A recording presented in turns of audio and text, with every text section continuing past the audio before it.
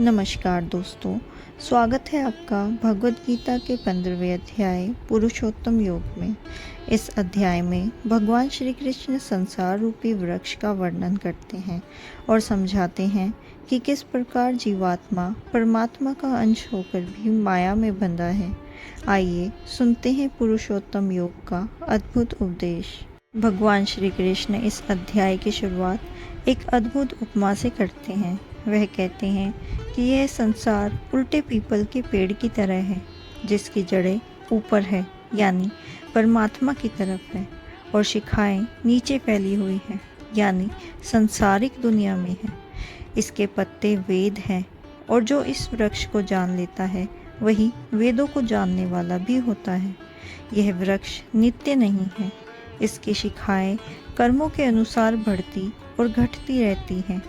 जो ज्ञानी पुरुष वैराग्य और ज्ञान की तलवार से इसे काट देता है वही मोक्ष को प्राप्त करता है। इस वृक्ष को काटने के बाद साधक को उस परम धाम की तलाश करनी चाहिए, जहाँ से लौटकर जीवात्मा कभी भी संसार में नहीं आती। वह धाम परम धाम परमेश्वर का निवास है। भगवान बताते हैं, यह जीवात्मा वास्तव में मेरा ही सनातन अंश है, परंतु यह मन और इंद्रियों के संग रहकर संसार में फंसा रहता है।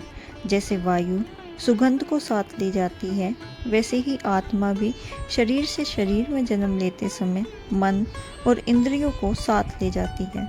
इस अध्याय में भगवान श्री कृष्ण 3 प्रकार के पुरुषों का उल्लेख करते हैं। पहला, क्षर पुरुष।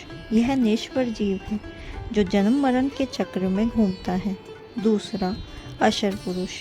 यह अविनाशी आत्मा है जो अव्यक्त रहती है। तीसरा, पुरुषोत्तम। यह दोनों क्षर और अक्षर पुरुष में श्रेष्ठ माना जाता है।